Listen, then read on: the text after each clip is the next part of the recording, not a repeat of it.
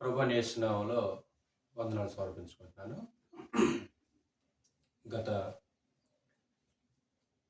కొన్ని వారాల క్రితం బైబిల్ దేవుని గ్రంథము అనే విషయాన్ని మనము ధ్యానించాం. 4 పాఠాలు మనం ఆలోచన చేశాం. ఈ దినం కొద్ది నిమిషాలు 5వ భాగాన్ని ఆలోచన చేసి బైబిల్ దేవుని గ్రంథం అనే సందేశాన్ని ముగించుకుందాం. ఒకసారి గతంలో చెప్పిన దాన్ని రివిజన్ చేసుకుందాం.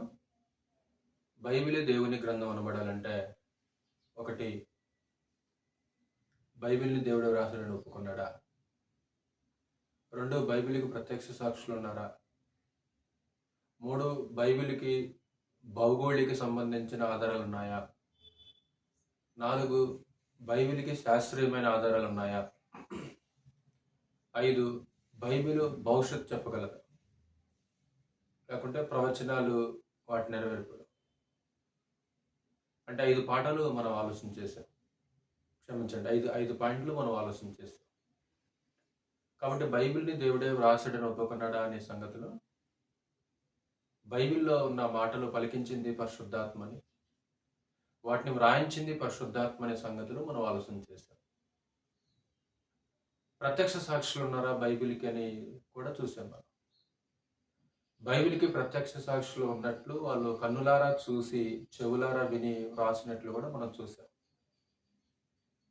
మరి భౌగోళిక సంబంధించిన ఆధారాలు బైబిల్కి ఏమైనా ఉన్నాయంటే ఉన్నాయి.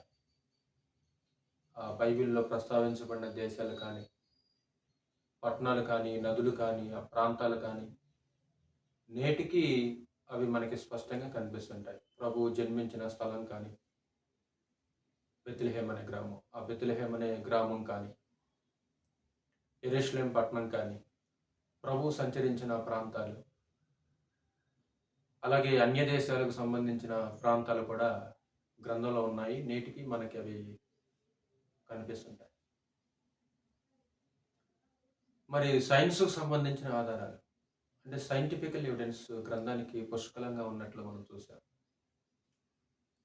అంటే సైన్స్ చెప్పకముందే ఎన్నో అద్భుతమైన విషయాలు బైబిల్ ముందుగానే మాట్లాడినట్లు మనం చూసాం.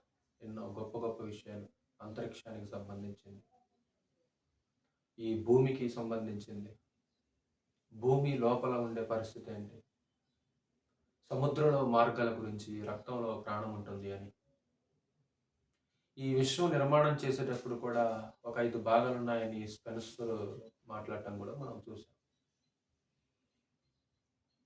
సైన్స్ సంబంధించిన ఆధారాలు, అంటే గ్రంథం సైన్స్ పుస్తకం కాదు, కానీ అవసరం వచ్చినప్పుడు ప్రకృతిలో ఉన్న విషయాలని దేవుడు తన భక్తుల ద్వారా తెలియజేసిన సంగతులు మనం నేర్చుకున్నాం. ఈరోజు 2 పాయింట్లు మిగిలి ఉన్నాయి. వాటిని మనం చదువుకొని నేర్చుకొని ముగించుకుందాం. అంటే చరిత్రకు సంబంధించిన ఆధారాలు. 2వది పురావస్తు ఆధారాలు, హిస్టారికల్ ఎవిడెన్స్, ఆర్కియాలజిస్ట్ ఎవిడెన్స్ గ్రంథానికి ఉన్నవా? మొదటిగా చరిత్రకు సంబంధించిన ఆధారాలు. అంటే బైబిల్లో ఉన్న విషయాలు చరిత్రలో మనకి ఎక్కడైనా కనిపిస్తాయా? లేకుంటే చరిత్రలో జరిగినది బైబిల్లో ఉన్నదా? బైబిల్ చరిత్ర పుస్తకం కాదు. అంటే చరిత్రను తెలియచేయటం బైబిల్ యొక్క ఉద్దేశం కాదు. కానీ బైబిల్లో ఉన్నవి ఎగ్జాక్ట్గా చరిత్రలో జరిగినట్లు మనం చూడవచ్చు. చరిత్రలో ఏం జరిగిందో అవి బైబిల్లో కూడా ఉన్నట్లు మనం స్పష్టంగా చూడవచ్చు. హిస్టారికల్ ఎవిడెన్స్ గ్రంథానికి ఆధారం ఉంది. ఒక విశేషమైన సంగతి ఏంటంటే, బైబిలే దేవుని గ్రంథం అని నిరూపించాలంటే 66 పుస్తకాలలో ఒక అద్భుతమైన పుస్తకం ఉంది. అది దానియేలు గ్రంథం. అంటే బైబిలే దేవుని గ్రంథం అని నిరూపించాలంటే దానియేలు గ్రంథం ఒక్క పుస్తకం చాలు. అదొక అత్యద్భుతమైన పుస్తకం. అది చాలా విశేషమైన సంగతులు అందులో గుప్తమై ఉంటాయి. ఆ పుస్తకాన్ని మనం 2 భాగాలు చేయొచ్చు. 1 నుంచి 6 అధ్యాయాలు, 7 నుంచి 12 అధ్యాయాలు. 1 నుంచి 6 అధ్యాయాలేమో ఆ ప్రాంతంలో జరిగిన చరిత్ర అయితేనేమో 7-12 అధ్యాయాలు ప్రవచనాలు, భవిష్యత్. అంటే ఒక అత్యద్భుతమైన పుస్తకం అది. కాబట్టి బైబిలే దేవుని గ్రంథం. బైబిల్‌ని దేవుడే వ్రాయించాడు, దేవుడే పలికించాడు అని నిరూపించటానికి ఆ ఒక్క పుస్తకం చాలు సహోదరులారా. అంత అద్భుతంగా ఉంటది దానియేలు గ్రంథం. ఒక అద్భుతమైన ప్రవచనాలు, భవిష్యత్ విశేషంగా చెప్పేసింది గ్రంథం.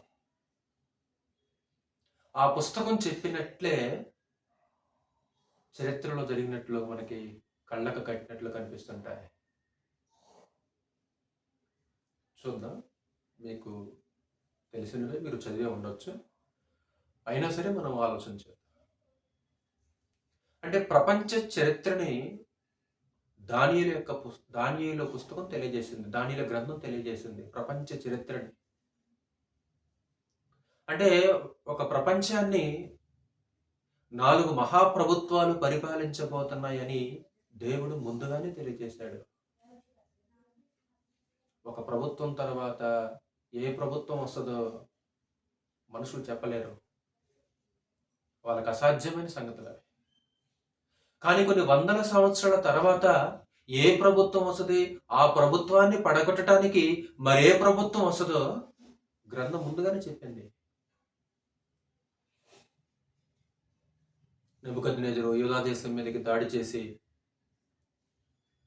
ఆ యెరూషలేం పట్టణాన్ని పాడు చేసి, దేవాలయాన్ని పాడు చేసి, దేవాలయంలో ఉండే ఉపకరణాలని తీసుకొని పోయి తన దేవత యొక్క బొక్కసంలో ఉంచుతాడు. అంత మాత్రమే కాకుండా అనేక మంది యూదుల్ని, కొన్ని వేల మంది యూదుల్ని ఏం చేస్తాడంటే తన దేశానికి చెరకుని పోతాడు. ఆ చెరకుని పోయిన వారిలో దానియేలు ఒకడు. దానియేలు 3 స్నేహితులు ఒకడు. అంటే వారు కనపరిచిన విధేయతకి, ఆ జ్ఞానానికి రాజు యొక్క సముఖం ముందు వాళ్ళు హెచ్చించబడటం కూడా మీకు తెలిసిన సమాచారమే. దానియేలు గ్రంథం 2వ అధ్యాయాన్ని మనం చదివితే, అంటే భవిష్యత్తులో ఎలాంటి ప్రభుత్వాలు రాబోతున్నాయో దేవుడు నెబుకద్నెజరుకి కలలో చూపించాడు. అంటే నెబుకద్నెజరు సాయంత్రం పూట, రాత్రి పూట నిద్రించే ముందు, లేకుంటే నిద్రకు ఉపక్రమించే ముందు ఒక ఆలోచనతోటి అతను నిద్రకు ఉపక్రమిస్తున్నప్పుడు దేవుడు భవిష్యత్తును అతని కలలో చూపించాడు. అంటే ఈ సంగతులైన తర్వాత ఏం జరగబోతుంది, లేకుంటే నేను వెళ్ళిపోయిన తర్వాత ఏం జరగబోతుంది అనే ఆలోచనలు ఉన్నప్పుడు, అతను ఆలోచనలో ఉండి నిద్రకు ఉపక్రమిస్తున్నప్పుడు దేవుడు ప్రపంచ యొక్క భవిష్యత్తుని ఆ కళలో చూపించాడు. తెలుసు కదా మీకు ఆ కళ? అంటే వివిధ లోహాలతో కూడుకున్న ఒక ప్రతిమ, ఒక మహా గొప్ప ప్రతిమ కనిపిస్తుంది నెబుకద్నెజరుకి. అనేక లోహాలతో కూడుకున్న ప్రతిమ. శిరసేమో మేలిమి బంగారము, ఛాతేమో వెండి, ఛాతి ఉదరమేమో వెండి, అలాగే తొడలేమో ఇత్తడి, మోకాలు పాదాలేమో ఇనుము మట్టి కలిసిన ఒక బ్రహ్మాండము, ఒక ప్రతిమ కనిపిస్తుంది. ఆ ప్రతిమను చూస్తున్నప్పుడు చేతి సహాయము లేకుండా తీయబడిన ఒక చిన్న రాయి ఏం చేస్తుంటే ఆ ప్రతిమ మీద పడి వాటిని దంచి కళ్ళంలోని చెత్తలాగా చేసేస్తున్నది. అప్పుడు ఒక పెద్ద గాలి వచ్చేసినప్పుడు ఆ గాలికి ఆ చెత్తంతా కొట్టుకొని పోయింది. ఆ ప్రతిమను పగలగొట్టిన రాయి సర్వభూతలమంత మహాపర్వతం అయిపోయింది. కలవరపడిపోతాడు ఆ మనిషి. ఏంటి కళ అంటే? విచిత్రం ఏంటంటే తెల్లవారిన తర్వాత ఆ మనిషి కళ మరిచిపోతాడు. తన ఆస్థానంలో ఉన్న జ్యోతిష్కులని, గారడి విద్య గల వారిని, జ్ఞానులు పిలిపించి, రాత్రి నేను ఒక కళ కన్నాను, మీరు ఆ కళ చెప్పాలి, ఆ కళ భావాన్ని చెప్పాలి. ఒకవేళ చెప్పలేదంటే మిమ్మల్ని తుత్తునీలుగా, మీ ఇండ్లు పెంట కుప్పలుగా చేస్తారని వార్నింగ్ ఇస్తుంటాడు. ఆ యొక్క ఆస్థానంలో ఉన్న జ్ఞానులు, గారడి విద్య గలవారు, జ్యోతిష్కులు వారు కలవరపడిపోతారు.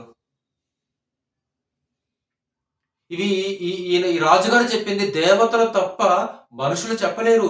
దేవతలు మనుషుల మధ్య ఉండలేరు కదా రాజా. ఇది మీరు చెప్పింది మనుషులు చెప్పటం అసాధ్యం, కేవలం దేవతలు మాత్రమే చెప్పగలరు. దేవతలు మనుషుల మధ్య ఉండలేరు కదా మరి.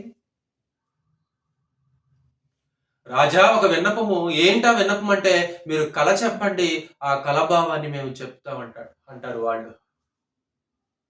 అప్పుడు నెబుకద్నెజరు, కాలాన్ని మీరు ఉపాయంగా గడుపుతున్నారనే సంగతి నాకు అర్థమైపోయింది. అసలు మీరు కల చెప్పండి, ఆ కల చెబితే ఆ కల యొక్క భావాన్ని చెప్పే సామర్థ్యం మీలో ఉందో లేదో నాకు అర్థమైపోయింది. అతను మెలకబెట్టాడు అద్భుతంగా. అంటే వీరేమో మీరు కల చెప్పండి, మేము భావం చెప్తామంటాడు. అతనేమో అసలు మీరు కల చెప్పండి, అసలు ఆ భావం చెప్పే సామర్థ్యం మీకు ఉందో లేదో నేను చెప్తాను. వాళ్ళు చెప్పలేకపోయినప్పుడు ఆ బబులోను సంస్థానములో ఉన్న జ్ఞానులందరినీ కూడా చంపాలని ఒక ఆజ్ఞ బయలుదేరిపోతుంది. అప్పుడు దానియేలుని అతని స్నేహితుల గోడ మీద కూడా కత్తి వచ్చేస్తుంది. అంటే నెబుకద్నెజరు యొక్క కత్తి ఆ గారడి విద్య గలవారిని, జ్ఞానులని, జ్యోతిష్కులని అందరినీ చంపాలి. ఆ కత్తి దానియేలు అతని 3 స్నేహితుల దగ్గరకు వచ్చేస్తున్నది. అప్పుడు దానియేలు జ్ఞానంతో వెళ్ళి మొరపెట్టుకుంటాడు, అయ్యా నాకు కొంచెం సమయం ఇవ్వండి, కొంచెం సమయం ఇవ్వండి, మాకు ఆ విషయాన్ని మేము తెలియజేస్తాను అన్నప్పుడు సమయం తీసుకొని, పర్మిషన్ తీసుకొని స్నేహితుల దగ్గరికి వెళ్ళి దయచేసి దీని గురించి ప్రార్థన చేయమంటాడు. రాత్రంతా ప్రార్థన చేస్తుంటాడు దానియేలు, అతని స్నేహితులు. అప్పుడు పరలోకపు దేవుడు ఏం చేశారంటే ఆ కలని, కలభావాన్ని దానియేలుకు తెలియజేస్తాడు. అప్పుడు నెబుకద్నెజరుకి ఎదుటికి వెళ్ళి, రాజా, మర్మములను బయలుపరచువాడు పరలోకమందు ఉన్నాడు. నాకు వీరందరికంటే విశేష జ్ఞానం ఉంది కాబట్టి నాకు ఈ విషయం తెలియలేదు.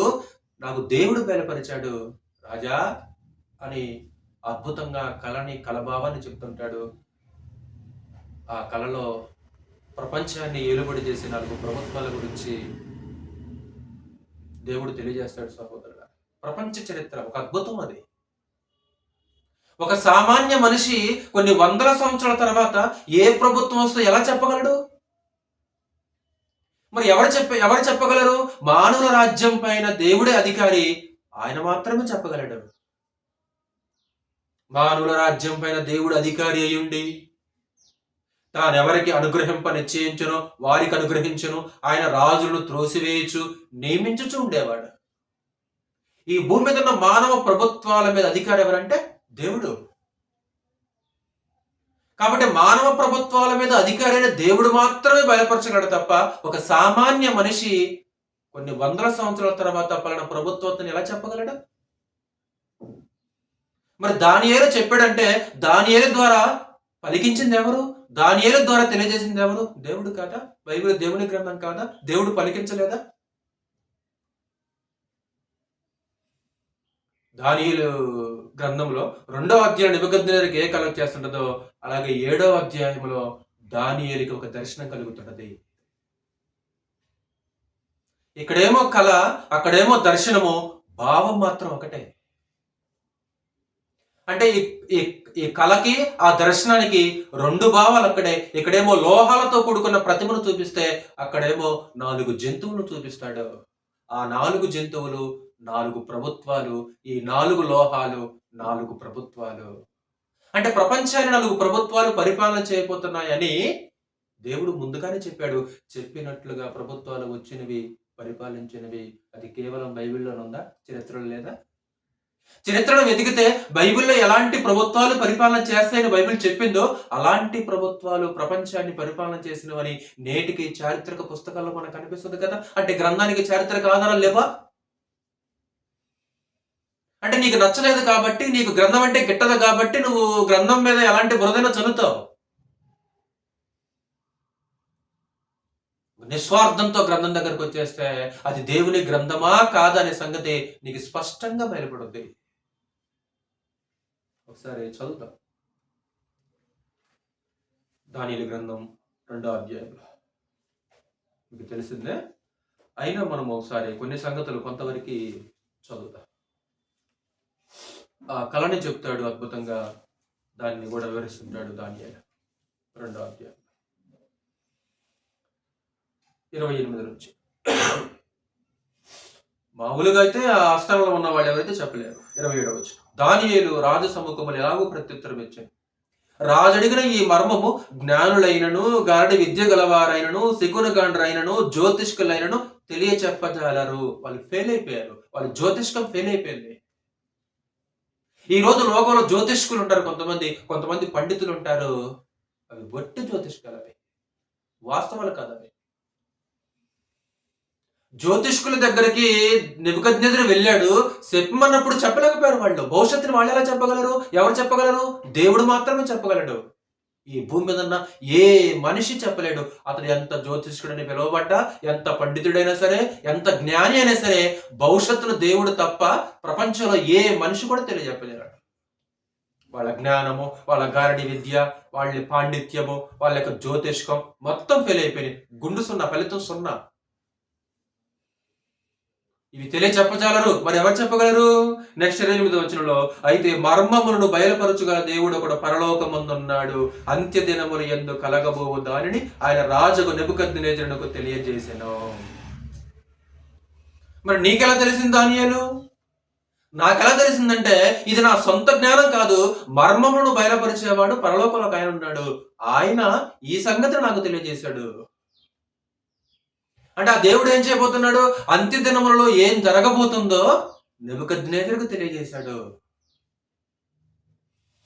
తాము పడక మీద పరుండగా తమరి మనసులో కలిగిన స్వప్న దర్శనములు ఏమనగా, రాజా, ప్రస్తుత కాలము గడిచిన పిమ్మట ఏమి జరుగునో అనుకుని తమ పడక మీద పరుండి మనోచింత గలవారై ఉండగా మర్మములను బయలుపరచువాడు కలగబోవదని తమరికి తెలియజేసెను.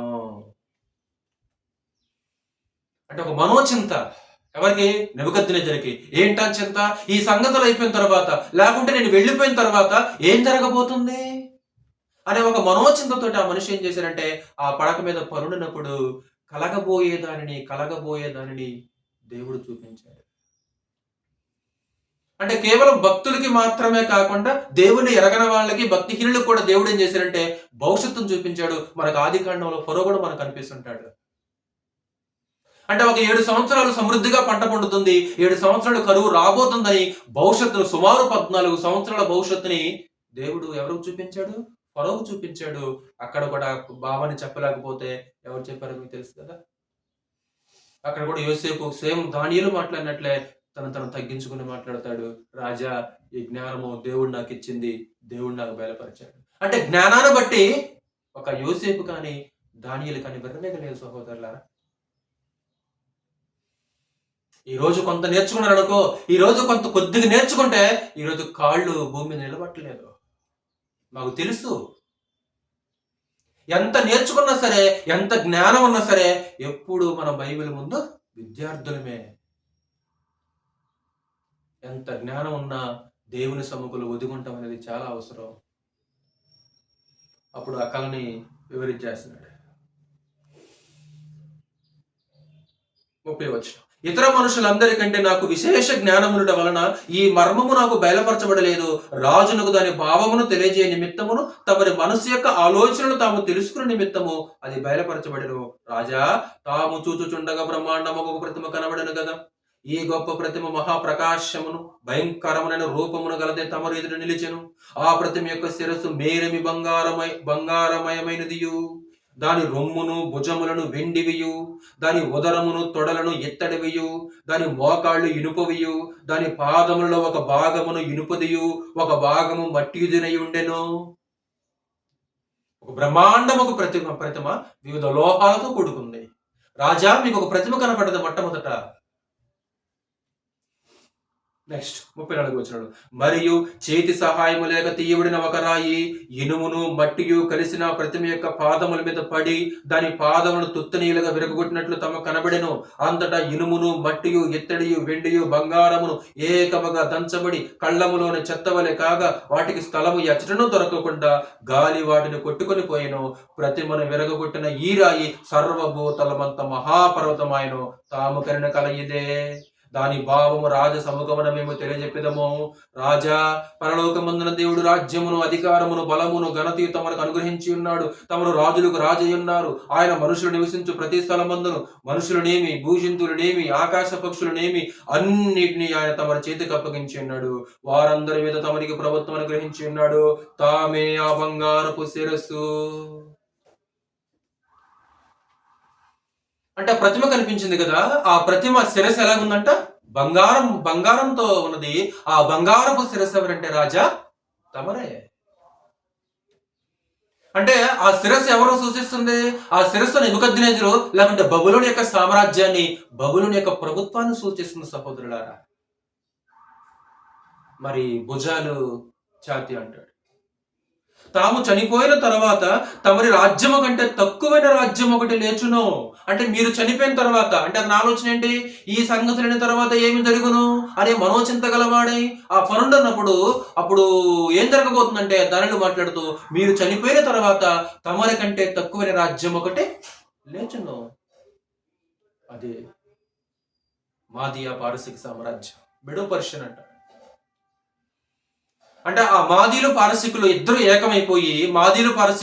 ఏకమైపోయి బబులోను ఓడించినట్లు మనకి గ్రంథంలో స్పష్టంగా ఉంటుంది. అలాగే చరిత్రలో లేదా సహోదరులారా?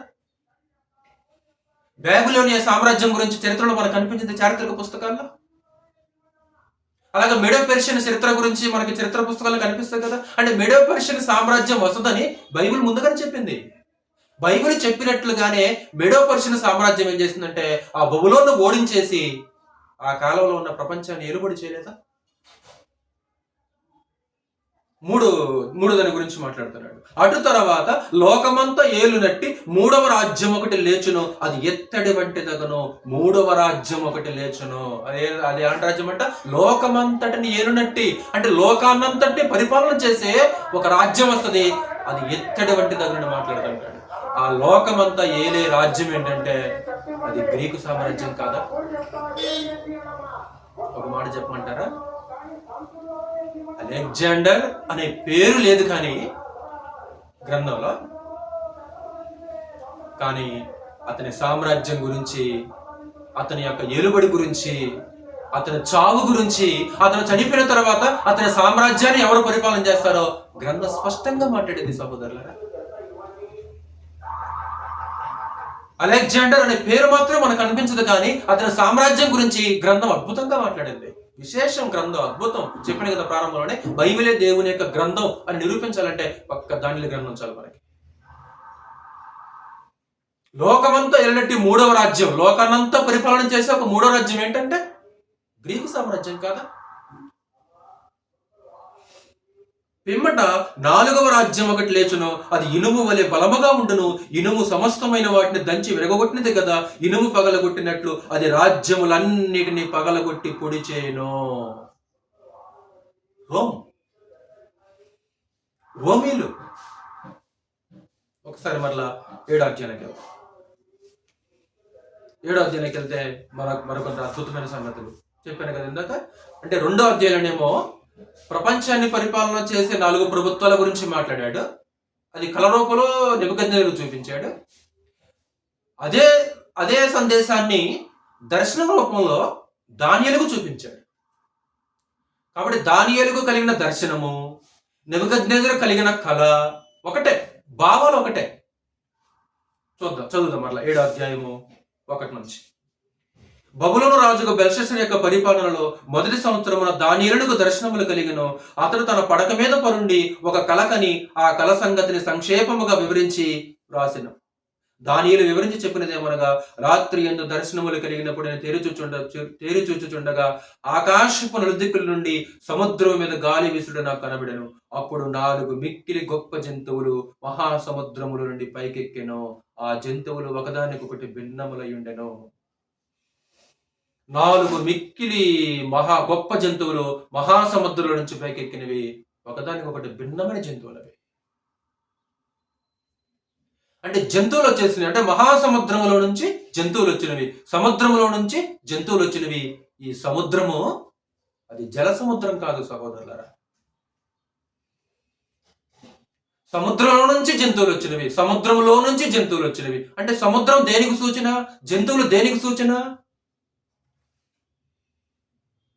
ఈ జంతువులు ఎక్కడి నుంచి వచ్చినవి? భూమిలో నుంచి వచ్చినవా? కాదు. ఈ జంతువులు ఎక్కడి నుంచి వచ్చినవంటే ఈ జంతువులు సముద్రంలో నుంచి వచ్చినవి. సముద్రము దేనికి సూచన? జంతువులు దేనికి సూచన అంటే సముద్రం ఏమో జనాంగానికి సూచన అయితే జంతువులేమో ప్రభుత్వానికి సూచన. అది జల సముద్రం కాదు, అది జన సముద్రము. అంటే జనాంగంలో నుంచి 4 ప్రభుత్వాలు వస్తాయి. జంతువులు ప్రభుత్వాలు అంటాడు.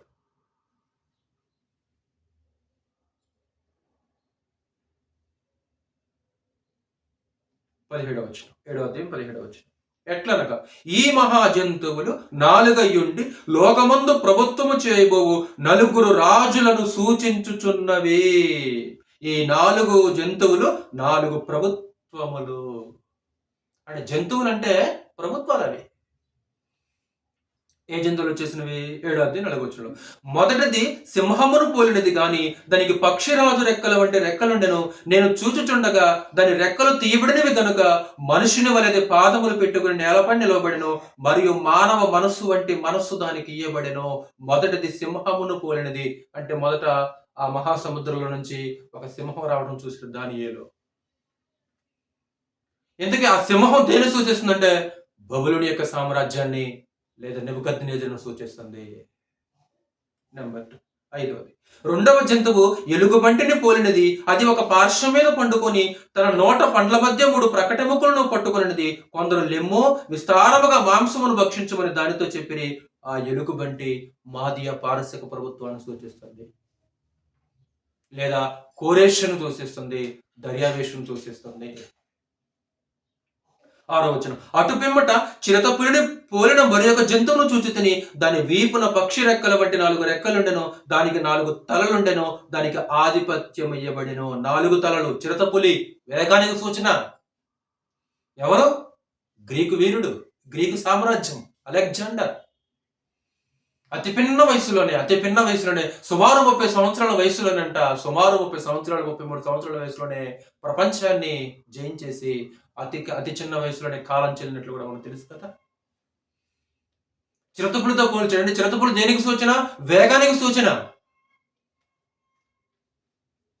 కాబట్టి సింహం ఏమో నెబుకద్నెజరును సూచిస్తుంది, అలాగే ఎలుగుబంటి ఏమో మాదియా పారసిక సామ్రాజ్యాన్ని సూచిస్తుంది, చిరతపులి ఏమో గ్రీకు సామ్రాజ్యాన్ని సూచిస్తుంది. అలాగే 4వది ఒక భిన్నమైన జంతువు వచ్చేసింది. ఏంటి ఆ భిన్నమైన జంతువు అంటే ఈ 3 జంతువులు ఆ జంతువులు కనిపిస్తున్నాయి. ఏది? ఆ జంతువులు 4వ జంతువులో సింహం కనబడుతుంది, ఎలుగుబంటి కనబడుతుంది, చిరతపులి కనిపిస్తుంది. అందుకే అది భిన్నంగా ఉంది అంటాడు దానియేలు. 7వ వచనం. పిమ్మట రాత్రి యందు నాకు దర్శనములు కలిగినప్పుడు నిన్ను చూచుచుండగా ఘోరమును భయంకరమునకు 4వ జంతువు ఒకటి కనబడెను. అది తనకు ముందుగా ఉండిన ఇతర జంతువులకు భిన్నమైనది. అది మహాబల మహత్యములు గలది.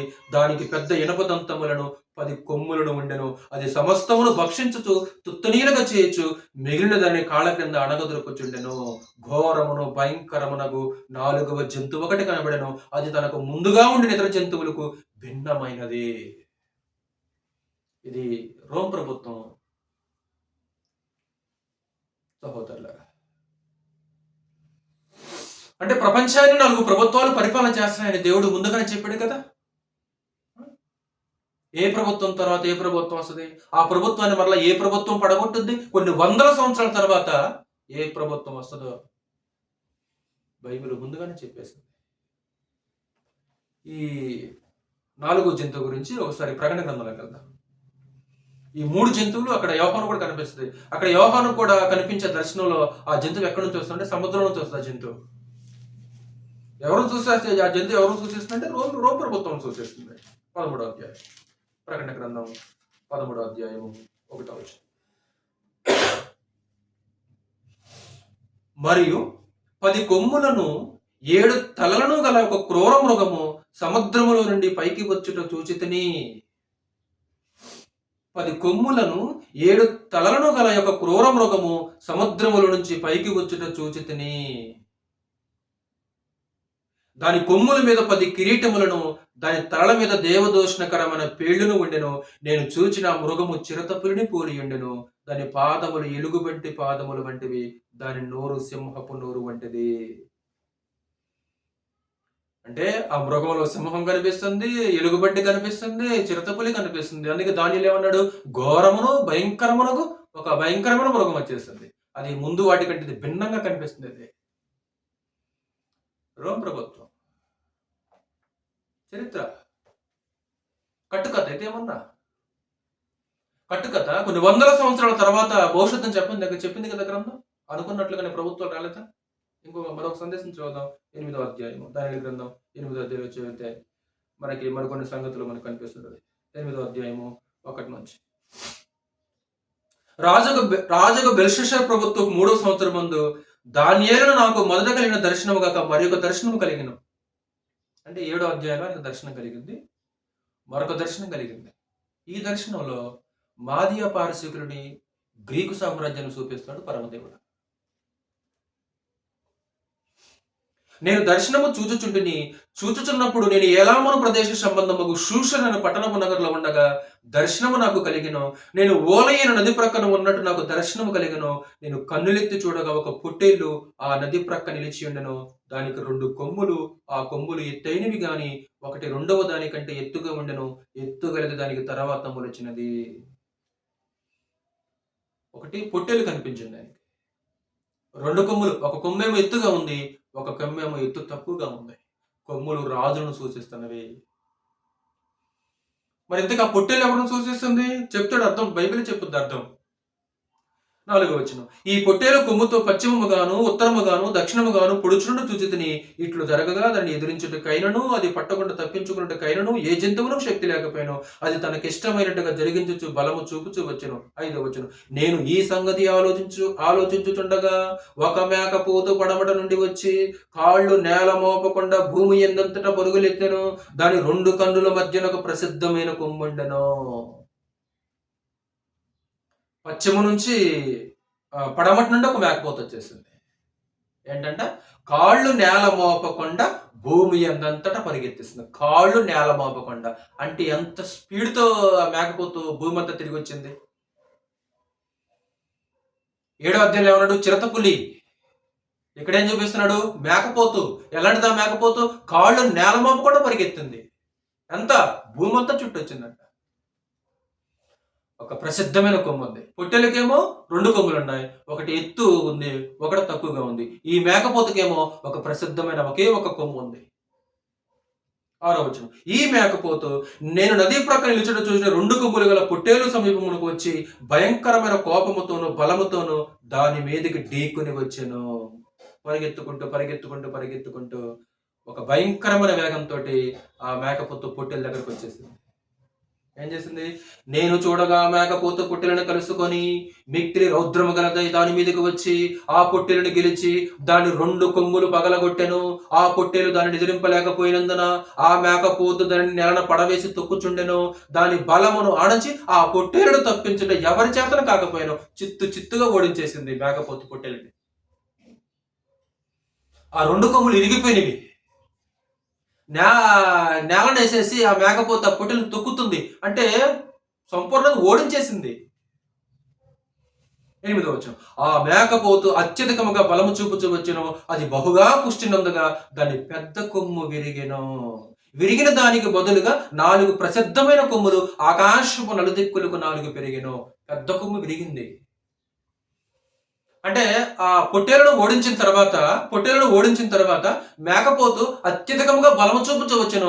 ఆ బాగా అభివృద్ధి చెందిన తర్వాత, వృద్ధిలోకి వచ్చేసిన తర్వాత ఆ మేకపోతు యొక్క 2 కన్నుల మధ్య ఒక ప్రసిద్ధమైన కొమ్ము ఏమైపోయిందంట? ఇరిగిపోయింది. ఆ ఇరిగిపోయిన కొమ్ముకు బదులు 4 కొమ్ములు మొలిసి ఆకాశపు 4 దిక్కులకు పెరిగిపోయాయి. ఎందుకు? పొట్టేళ్ళు ఎవరు? మేకపోతు ఎవరు? మేకపోతుకున్న ప్రసిద్ధమైన కొమ్ము ఎవరు? ఆ కొమ్ము ఇరిగిపోవటం ఏంటి? కొమ్ము ఇరిగిపోతే 4 కొమ్ములు ఏంటి? 20వ వచనం. 8వ అధ్యాయము 20వ వచనం. నీవు చూచిన 2 కొమ్ములు గల ఆ పొట్టేలు ఉన్నదే అది మాదీయుల యొక్క పారసీకుల యొక్క రాజులను సూచించుచున్నది. పొట్టేలు ఎవరు? మాదీయ పారసీక రాజులు. 21వ వచనం. బొచ్చుగల మేకపోతు గ్రీకుల రాజు. చెప్పాను కదా, జస్ట్ పేరేలేదు సహోదరులారా. గ్రీకు వీరుడైన అలెగ్జాండర్ అనే పేరే మనకు కనపడదు, కానీ గ్రంథంలో అతని గురించి గ్రంథం స్పష్టంగా మాట్లాడింది. 11వ అధ్యాయం చదివామనుకో అద్భుతంగా ఉంటుంది. ఇంకా అద్భుతంగా ఉంటుంది. బొచ్చుగల ఆ మేఘపోతు గ్రేగుల రాజు, దాని 2 కన్నుల మధ్యనున్న ఆ పెద్ద కొమ్ము వారి మొదటి రాజును సూచించుచున్నది. అది పెరిగిన పిమ్మట దానికి బదులుగా 4 కొమ్ములు పుట్టినవి కదా. 4 రాజులు ఆ జనములో నుండి పుట్టుదురు గాని వారు అతనికున్న బలము గలవారుగా ఉండరు. అంటే చరిత్రలో ఎప్పుడు వచ్చాడు ఆయన? గ్రీక్ సామ్రాజ్యం ఎప్పుడు వచ్చేసిందంటే క్రీస్తు పూర్వం 323లో అలెగ్జాండర్ చనిపోతాడు. అంటే మేకపోతు యొక్క పెద్ద కొమ్ము ఇరిగిందన్నాడు కదా. మేకపోతు యొక్క ఆ 2 కనుల మధ్యన ప్రసిద్ధమైన కొమ్ము ఇరిగిపోవడం అంటే దాని అర్థం ఏంటంటే అలెగ్జాండర్ చనిపోయాడు. అలెగ్జాండర్ చనిపోయిన తర్వాత ఆ కొమ్ము ఇరిగిపోయిన తర్వాత 4 కొమ్ములు మొలిసినాయి. ఆ 4 కొమ్ములు ఎవరంటే చరిత్రలో ఏమంటారంటే, చరిత్రలో ఆ 4 అలెగ్జాండర్ యొక్క సైన్యాధిపతులు అంటారు. అలెగ్జాండర్ చనిపోయిన తర్వాత అలెగ్జాండర్ యొక్క సామ్రాజ్యాన్ని ఈ 4 సైన్యాధిపతులు పంచుకొని పరిపాలన చేసిన చరిత్ర మాట్లాడుతుంటది. చూడండి, అలెగ్జాండర్ వస్తాడని, అతడు ప్రపంచాన్ని ఏలుబడి చేస్తాడని, అతడు చనిపోతాడని, అతడు చనిపోయిన తర్వాత అతను 4 సైన్యాధిపతులు ప్రపంచాన్ని పంచుకొని ఏలుబడి చేస్తారని ఎంత అద్భుతంగా మాట్లాడింది. అంటే బైబిల్ చెప్పండి, చరిత్ర జరగలేదా? చారిత్రక కథలు బైబిల్కి లేవా? హిస్టారికల్ ఎవిడెన్స్కి గ్రంథానికి లేవా? చందమామ కథలకి ఏమన్నా? చందమామ కథల సహోదరులది. అసలు అతను పుట్టక ముందే అతని గురించి అద్భుతంగా గ్రంథం ఎలా మాట్లాడిందో ఎలా తెలుసు దానియేలుకి సంగతి? దానిలకు తెలియదు. ఎవరు బయలుపరిచారు? మర్మములను బయలుపరిచేవాడు పరలోకమందు ఒకడు ఉన్నాడు. ఎందుకంటే దేవుడు మానవ రాజ్యంలో అధికారి. ఈ అధికారి ఏం చేస్తుంటాడు? భవిష్యత్తుని చెప్తుంటాడు, చరిత్రను తెలియజేస్తుంటాడు. 4 సైన్యాధిపతులు కశాండ్రు అంటారు. మరి చరిత్రలో మనకు ఆ పేర్లు కనిపిస్తాయి. కశాండ్రు మాసిదోనియా, గ్రీసు ప్రాంతాలని, లిసిమెకస్ త్రోయ, చిన్నాసియా ప్రాంతాలను, సెల్యూకస్ సిరియా, బబులోను ప్రాంతాలను, టాలమీ ఐగుప్తు, పాలస్తీనా ప్రాంతాలని పరిపాలన చేశాడు. 4 ఆ కొమ్మిరిగిపోయిన తర్వాత 4 రాజులు వచ్చేసింది కదా. కసాండరు, లిసిమెకస్, సెల్యూకస్, టాలమీ. అలెగ్జాండర్ చనిపోయిన తర్వాత వీళ్ళ 4 ఆ గ్రీకు సామ్రాజ్యాన్ని పంచుకొని పరిపాలన చేశారు. అది ఆ సామ్రాజ్యం గతించిపోయింది. ఆ సామ్రాజ్యం గతించిపోయిన తర్వాత మొదటిది సింహము. ఒక 2వ అధ్యాయానికి వెళ్దాం ఒకసారి. 2వ అధ్యాయంలో ఆ ప్రతిమ శిరస్సు మేలిం బంగారం ఎవరు చూసేస్తుంది? నెబుకద్నెజరుని. తర్వాత భుజాలు ఛాతి వెండి ఎవరు చూసేస్తుంది? మాదియ పారసిక. అలాగే ఉదరము తొడలు ఇత్తడి ఎవరు చూసేస్తుంది? గ్రీక్ సామ్రాజ్యాన్ని. అలాగే మోకాలు పాదాలు ఇనుము మట్టి ఎవరు సూచిస్తుంది? అది రోమ ప్రభుత్వాన్ని సూచిస్తుంది. అది కళ. ఈ దానిల గ్రంథం 7వ అధ్యాయంలో దానిలోకి వచ్చిన దర్శనం ఏంటి? మహాసముద్రం నుంచి జంతువులు వచ్చిన 4 జంతువులు. మొదటి జంతువు ఏంటిది? సింహం, నెబుకద్నెజర్. 2వ జంతువు ఏంటిది? ఎలుగుబంటి, మాదియ పారసిక. 3వ జంతువు ఏంటిది? చిరతపులి, గ్రీకు సామ్రాజ్యం. 4వ జంతువు ఏంటి? ఘోరము భయంకరమైన జంతువు. అంటే ఆ 3 జంతువులు ఆ జంతువులో ఉన్నాయి. అంటే 3 జంతువులు కలిగిన రూపం గల ఒక భయంకరమైన జంతువు సముద్రం నుంచి వచ్చేసిన అదే రోమ ప్రభుత్వం. ప్రకటన గ్రంథం 13వ అధ్యాయము 1వ వచనంలో కూడా మనం చూసాం. అంటే రోమా ప్రభుత్వం గురించి బైబిల్ లేదా? బైబిల్ చెప్పినట్లు రోమియోలు ప్రపంచాన్ని పరిపాలన చేయలేదా? అలాగే రోమా రాజుల యొక్క పేర్లు మన గ్రంథంలో కనిపించవా? రోమా రాజుల యొక్క పేర్లు గ్రంథంలో కనిపిస్తుంటాయి. సేమ్ అవే పేర్లు మనకి చరిత్రలో కనిపిస్తుంటాయి. యేసుక్రీస్తు వారు జన్మించింది కైసర్ ఔగుస్తు కాలంలో. ఆయన పరిచయం చేసిందేమో తిబెర కైసర్ కాలంలో. అలాగే అపోస్తులు ఉన్నప్పుడు కూడా కైసర్ ఔగుస్తు పేరు కూడా మనకు కనిపిస్తుంటది. క్షమించండి, క్లౌదియా చక్రవర్తి, 3వ వ్యక్తి క్లౌదియా చక్రవర్తి. 3 పేర్లు మనకు కనిపిస్తుంటాయి. 10 మంది రాజుల గురించి చెప్పేసింది గ్రంథం. అంటే రోమా ప్రభుత్వాన్ని 10 మంది రాజులు పరిపాలన చేస్తారని గ్రంథం చెప్పింది. కానీ 3 పేర్లు మాత్రం మనకి పర్టికులర్ గా గ్రంథంలో మనకు కనిపిస్తుంటాయి. ఒకటి కైసర్ ఔగుస్తు. చూద్దాం సార్, లూకా సువార్త 2వ అధ్యాయం. యేసుక్రీస్తు వారు జన్మించింది ఆయన కాలంలోనే కదా. 2వ అధ్యాయము 1వ వచనం. ఆ దినములలో సర్వలోకమునకు ప్రజా సంఖ్య రాయవలెనని కైసర్ ఔగుస్తు వలన ఆజ్ఞ ఆయను. Historical evidence. అంటే కైసర్ ఔగుస్తు పేరు మన గ్రంథంలో ఉంది. చరిత్రలో వెతికిన అతని పేరు స్పష్టంగా కనిపిస్తుంది మనకి. అంటే బైబిల్ చెప్పినట్లే కైసర్ ఔగుస్తు వచ్చి పరిపాలన చేశాడు. అలాగే తిబెరి కైసర్ అంటాడు 3వ అధ్యాయము 1వ వచనం. తిబెర కైసరు ఏలుబడిలో 15వ సంవత్సరం మందు యోదయాకు పొంతి పిలాతు అధిపతిగాను, గలిలియాకు హేరోదు చతుర్థాధిపతిగాను, ఇతురియా త్రకోనీతి దేశములకు అతని తమ్ముడని పిలుపు చతుర్థాధిపతిగాను, అబిలేనే దేశములకు లొసానియా అధిపతిగాను. తిబెర కైసరు ఏలుబడిలో క్రీస్తు శకం 14 నుంచి 37 వరకు సుమారు ఆయన పరిపాలన చేశాడు. క్రీస్తు శకం 14 నుంచి 37 వరకు ఆయన పరిపాలన చేసినట్లు మనకి స్పష్టంగా కనిపిస్తుంటది. మరొక రాజు పేరు కూడా మన గ్రంథంలో కనిపిస్తుంటది. అపోస్తుల కార్యములు 18వ అధ్యాయం. అపోస్తుల కార్యములు 18వ అధ్యాయము 2వ వచనం. యూదులందరూ రోమా విడిచి వెళ్లిపోవాలని క్లౌదియా చక్రవర్తి ఆజ్ఞాపించినందున వారు ఇటలీ నుండి కొత్తగా వచ్చిన వారు, ఇటలీ దేశం, ఇటలీ క్యాపిటల్ రోమ్ ప్రభుత్వానికి పుట్టినిల్లది. అంటే క్లౌదియా చక్రవర్తి. అంటే గ్రంథంలో ఏ రాజుల పేర్లు ఉన్నాయో చరిత్రలో కూడా మనకి కనిపిస్తుంటది. కాబట్టి ప్రపంచ చరిత్రని బైబిల్ తెలియజేస్తుంది. బైబిల్కి చారిత్రక ఆధారాలు ఉన్నాయి. బైబిల్ చరిత్ర పుస్తకం కాదు, కానీ బైబిల్ చెప్పినట్లే చరిత్రలో జరిగింది. ఒక మామూలు మనుషులు రాసింది అయితే మామూలు మనుషులు పలికింది ఎలా నెరవేరుతుంది? దేవుడు పలికించింది కాబట్టి అది అద్భుతంగా నెరవేర్పు మనం చూస్తున్నాం. ఒక బాబిలోనియా చరిత్ర, మాదీయ పారసిక చరిత్ర, గ్రీకు చరిత్ర, రోమా చరిత్ర, ఐగుప్తు చరిత్ర, మెసొపొతేమియా చరిత్ర, యూదుల చరిత్ర, సిరియా చరిత్ర, ఎన్ని చరిత్రల గురించి బైబిల్ మాట్లాడింది? ఇప్పుడు బైబిల్ మాట్లాడినట్లు చరిత్రలో మనకు కనిపించవా? చారిత్రక ఆధారాలు ఉన్నాయి సహోదరులారా. ముందుకెళ్దాం మనము. పురావస్తు ఆధారాలు అంటే ఆర్కియాలజిస్ట్ ఎవిడెన్స్. నోవహు కాలపు ఓడ. అది మీకు తెలిసినట్లు అరారతు పర్వతం మీద ఆ ఓడ నిలిచినట్లు మీకు తెలుసు. అరారతు పర్వతం మీద ఆ ఓడ నిలిచింది. తర్వాత నోవహు కుటుంబం ఓడల నుంచి బయటకు వచ్చేసారు. క్రీస్తు శకం 1957లో శాటిలైట్స్ ద్వారా ఓడ యొక్క శిథిలాలను చూశారు. అరారతు పర్వతం మీద శిథిలాలను చూశారు. కార్బన్ డేటింగ్ టెస్ట్ చేస్తే అది సుమారు 4000 సంవత్సరాల నాటిదని శాస్త్రవేత్తలు నిర్ధారణ చేశారు. శాటిలైట్స్ ద్వారా ఓడ శిథిలాలు ఆ పర్వతం మీద కనిపించినవి. అంటే టెస్టులు చేస్తారు కదా, ఎప్పుడు తెలియాలంటే కార్బన్ డేటింగ్ టెస్ట్ అంటున్నారు. అది చేస్తే ఆ శిథిలాలు సుమారు 4000 సంవత్సరాల క్రితందని తెలియజేశారు. ఇప్పుడు నోవాహు గురించి, నోవా యొక్క జలప్రళయం గురించి, ఆ ఓడ గురించి అదేమన్నా కథ?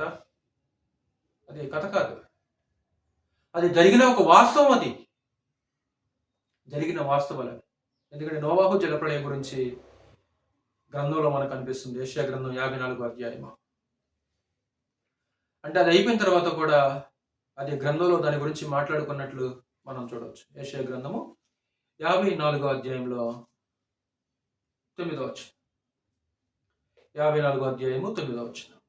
నోవాహు కాలమున జలప్రళయమును గూర్చి నేను చేసినట్లు చేయుదును, జలమును భూమి మీదకి ఇకను పొర్లుచూ రావని నోవాహు కాలమున నేను ఒట్టు పెట్టుకున్నట్లు.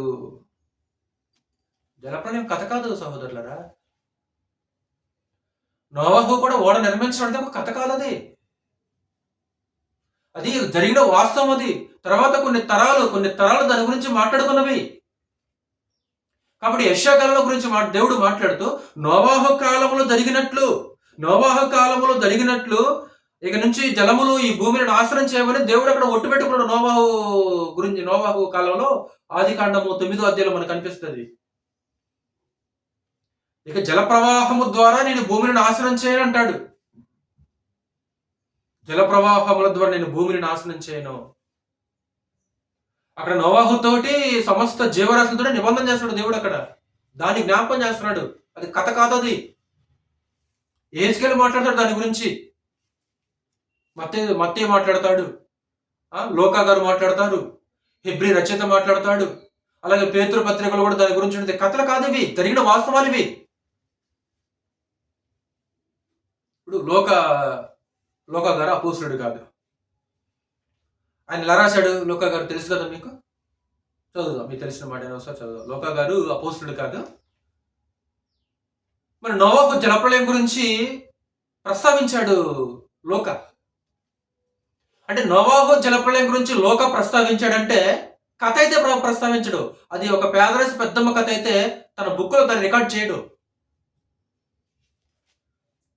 ఎలా రాశారంటే ఆయన, అంటే లోక తన పుస్తకంలో రాసిన ప్రతి సంగతి కూడా, లోక గారు తన పుస్తకంలో రాసిన ప్రతి సంగతి కూడా ఎలా రాశాడు? 1వ అధ్యాయము, లోకా సువార్త 1వ అధ్యాయం 1 నుంచి.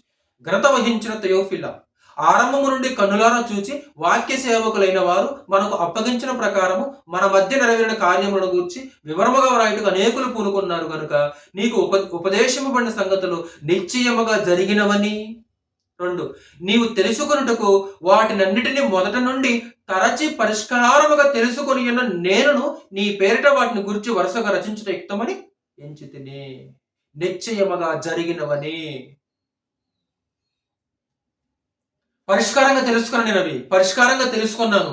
పరిష్కారంగా తెలుసుకుని నేను నీ పేరిట వాటిని గురించి వరుసగా రచించుట యుక్తమని ఎంచితిని. తరచి పరిష్కారంగా తెలుసుకొని అసలు ఇది నిశ్చయంగా జరిగిందా? యేసుక్రీస్తు జలప్రళయం గురించి మాట్లాడాడు, అంతే కదా. ఇప్పుడు యేసుక్రీస్తు బోధించిన దాన్ని లోకగా రికార్డ్ చేశాడు. అంటే యేసుక్రీస్తు వారు జలప్రళయం గురించి మాట్లాడాడంటే అసలు ఈ జలప్రళయం జరిగిందా లేదా? అసలు నోవాహు కూడా నిజమా కాదా? అది నిజం, కథ కాదు అది. పేతురు మాట్లాడతాడు నోవాహు గురించి. కాబట్టి పురావస్తు ఆధారాలు చూస్తే రెండోది అబ్రహాము నివసించిన ఊరు. క్రీస్తు శకం 1980 కాలంలో త్రవ్వకాలలో బయటపడింది అంటారు. త్రవ్వకాలలో బయటపడింది అంట. అలాగే దావీదు నివసించిన కోట, ఐగుప్తు దేశంలో యోసేపు కాలంలో కట్టించిన ధాన్యపు గాదులు తెలుసు కదా మీకు. ఒక 7 సంవత్సరాలు విస్తారంగా పంట పండబోతుంది. అలాగే 7 సంవత్సరాలు ఒక కరువు రాబోతుంది. అప్పుడు 7 సంవత్సరాల పంట పండిన ధాన్యాన్ని యోసేపు ఏం చేస్తుంటాడు? ఐగుప్తు దేశం అంతటా ఎక్కడికక్కడ ధాన్యపు గదులు కట్టించి దాన్ని నిల్వ చేశాడు. ఆ ధాన్యపు గాదులు త్రవ్వకాలలో బయటపడి అంట సహోదరులారా. త్రవ్వకాలలో బయటపడి దావీదు నివసించిన కోట, ఇజ్రాయెల్ దేశంలో దావీదు నివసించిన కోట. అలాగే ఎరికో గోడలో కూలటం కూడా క్రీస్తు శకం 1976 కాలంలో జాన్ గార్ స్ట్రాంగ్ అనే శాస్త్రవేత్త తెలియజేశాడు. క్రీస్తు శకము 1976 కాలంలో జాన్ గార్ స్ట్రాంగ్ అనే శాస్త్రవేత్త క్రీస్తు పూర్వం 1400 సంవత్సరాల కాలంలో గోడలు కూలినవని నిర్ధారించేసేసాడు. అంటే ఎరికో గోడల యొక్క కూలట శిథిలాలు నేటికి, ఆ శిథిలాలు మనకు కనిపిస్తుంటాయి, నేటిగా శిథిలాలు కనిపిస్తుంటాయి. ఆ శిథిలాలు ఎప్పటివి? ఇవి ఎప్పుడు కూలినవంటే క్రీస్తు పూర్వం 1400 సంవత్సరాల క్రితమే ఆ కూలినవని ఆ శాస్త్రవేత్త తెలియజేశాడు. నేటికి యేసు ప్రభు వారు నివసించిన ప్రాంతాలు కానీ, యెరూషలేము పట్టణం కానీ, ఆ కాలపు ఆ గోడలు కానీ, ఆ యెరూషలేము దేవాలయం యొక్క గోడలు కానీ, అనేక ఆధారాలు మన కంటికి కనిపించట్లేదా? కాబట్టి బైబిలే దేవుని గ్రంథం సహోదరులారా. దానికి అన్ని ఆధారాలు ఉన్నాయి. నేను ముగించేస్తాను. ఇంకా దేవుని గ్రంథం అనబడాలంటే ఒకటి, దేవుడు రాశాడని ఒప్పుకున్నాడా? చూసా, బైబిల్ దేవుడు రాయించాడు. 2, బైబిల్కి ప్రత్యక్ష సాక్షులు ఉన్నారా? బైబిల్కి ప్రత్యక్ష సాక్షులు ఉన్నారు. 3, బైబిల్కి భౌగోళిక ఆధారాలు ఉన్నాయా? బైబిల్కి భౌగోళిక ఆధారాలు ఉన్నాయి. 4, సైంటిఫికల్ ఎవిడెన్స్ ఉన్నాయా? శాస్త్రీయమైన ఆధారాలు ఏమైనా ఉన్నాయంటే దాన్ని మనం చూసాం. 5, బైబిల్ భవిష్యత్తు చెప్పగలదా అంటే అద్భుతమైన భవిష్యత్తు చెప్పేసింది. ప్రవచనాలు, వాటి నెరవేర్పులను కూడా మనం చూసాం. అలాగే ఆరోది చారిత్రక ఆధారాలు. అంటే బైబిల్ చెప్పినట్లు చరిత్రలో జరిగిందా, లేకుంటే చరిత్రలో ఉన్నట్లే బైబిల్లో ఉందనే సంగతులు కూడా మనం ఆలోచన చేసాం. ప్రపంచ చరిత్రను బైబిల్ చెప్పింది కదా. ఈ ప్రపంచ 4 మహాప్రభుత్వాలు పరిపాలన చేయబోతున్నాయని దేవుడు దానియేలుకి చూపించడం దర్శన రూపంలో, నెబుకద్నెజరుకి కలలో చూపించడం మనం చూసాం కదా. ఆ కళ భావం దానియేలు చెప్పటం, అనుకున్న ప్రకారంగా, కళ ప్రకారంగా, దర్శనం ప్రకారంగా ప్రభుత్వాలు వచ్చి పరిపాలన చేసింది కదా. చరిత్రలో కనిపిస్తున్నాయి కదా. అది కథలు ఎలాగా ఉంటాయి అవి? నీకు నచ్చినంత మాత్రాన, నీకు గిట్టినంత మాత్రాన, నీకు ఇష్టమైనంత మాత్రాన అది గ్రంథం కాదా? దైవ గ్రంథం కాదా? అది దేవుని గ్రంథం అనబడదా నీకు ఇష్టం లేకపోతే? కాబట్టి దేవుడి గ్రంథం అని పిలవాలంటే ఎన్ని ఎవిడెన్స్ కావాలో అన్ని ఎవిడెన్స్ కూడా గ్రంథానికి స్పష్టంగా ఉన్నవి. అలాగే పురావస్తు ఆధారాలు, నేటికి ఆ శిథిలాలు, ఆ ప్రాంతాలు, వస్తువులు నేటికి ఉన్నాయి సహోదరులారా, నేటికి ఉన్నాయి. కాబట్టి దయచేసి గ్రంథాన్ని అపార్థం చేసుకోవద్దు. గ్రంథం మీద సందేహాలు, అనుమానాలు ఉండవద్దు. సందేహాలు, అనుమానాలు ఉండకుండా బైబిలే దేవుని యొక్క గ్రంథం అని దృఢంగా మనము విశ్వసిద్దాం, నమ్ముదాం.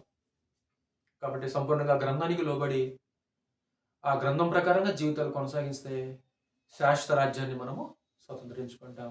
ఇంకా మరికొన్ని సంగతులను మనము ఆలోచన చేద్దాం. ప్రభువైన యేసు నామములో మీకు వందనాలు తెలియజేసుకుంటున్నాను. అవుట్లైన్ డిస్క్రిప్షన్లో